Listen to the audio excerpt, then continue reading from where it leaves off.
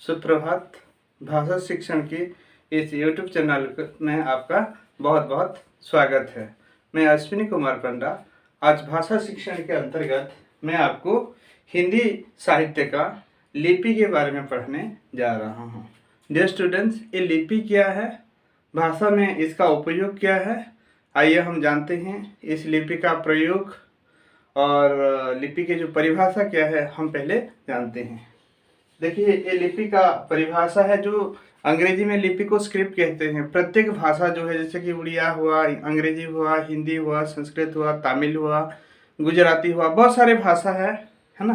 हमारे भारत में बहुत सारे भाषा है और प्रत्येक भाषा में एक एक लिपि रहता है। वो लिपि जो स्वतंत्र होती है ना, एक मतलब भाषा की एक व्यवस्था है। तो आइए परिभाषा के बारे में जानते हैं। लिपि का परिभाषा है भाषा के लिखने के चिन्हों का,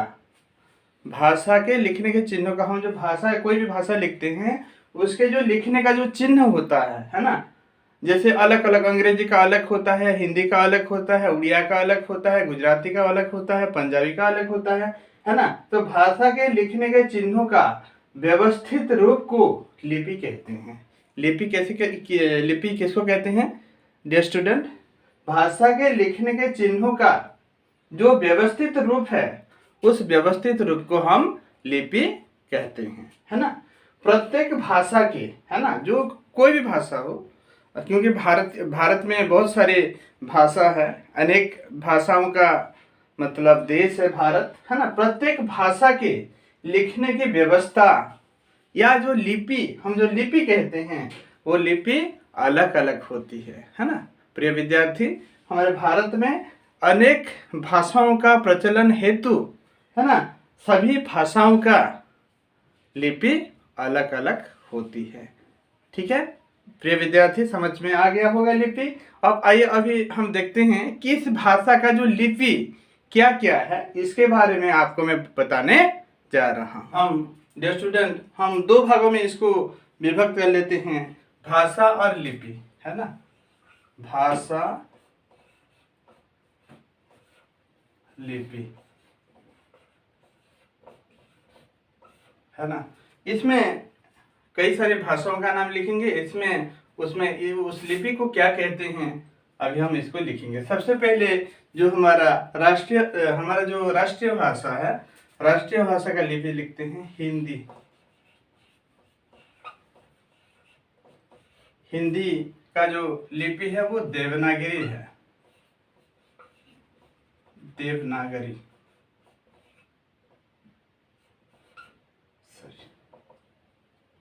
इसका जो लिपि है वो देवनागरी लिपि है। आइए फिर संस्कृत, जो हमारा प्राचीन भाषा है, जो देव भाषा भी कहा जाता है, संस्कृत का भी देवनागरी है, देवनागरी। फिर आइए हमारा जो अंतरराष्ट्रीय भाषा, इंटरनेशनल लैंग्वेज जो है, अंग्रेजी।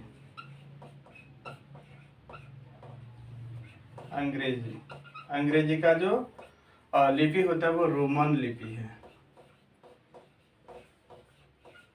क्या है? रोमन। आइए उड़िया भाषा, जो उड़ीसा की भाषा है, उड़िया भाषा का जो लिपि है वो ब्राह्मी लिपि है। ये कौन सा लिपि है? ब्राह्मी लिपि है। आइए फिर देखते हैं और एक भाषा जो उर्दू है। ये उर्दू को भी बहुत सारे जगहों में किया जाता है। उर्दू का जो लिपि है वो फारसी है, फारसी, है ना। उर्दू जो उसका लिपि क्या हुआ? फारसी है। आइए फिर ये भी एक बना लेते हैं, भाषा, लिपि। आइए फिर पंजाबी, जो पंजाब की भाषा है, पंजाब जो प्रदेश में ये जो प्रयोग किया जाता है, पंजाब का है गुरमुखी।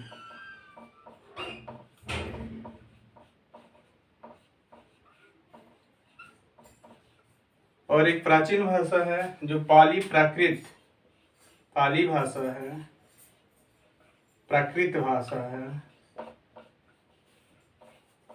इसका है खरोष्ठी, खरोष्ठी लिपि, है ना।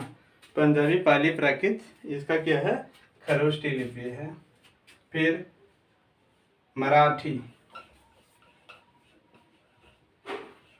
मराठी का देवनागरी है। गुजराती,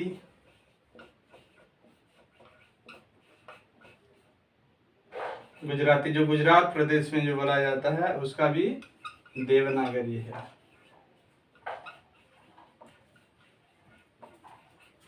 मैथिली,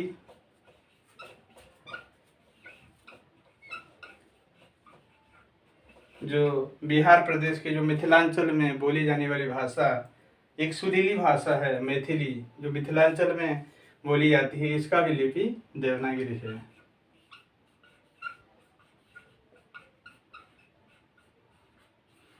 तो प्रिय विद्यार्थी, ये रहा कुछ भाषाओं का नाम और कुछ लिपियों का नाम। जैसे हिंदी का देवनागरी है, संस्कृत का देवनागरी है, अंग्रेजी का रोमन है, उड़िया का ब्राह्मी है, उर्दू का फारसी है, पंजाबी का गुरमुखी, पाली प्राकृत का खरोष्ठी लिपि है,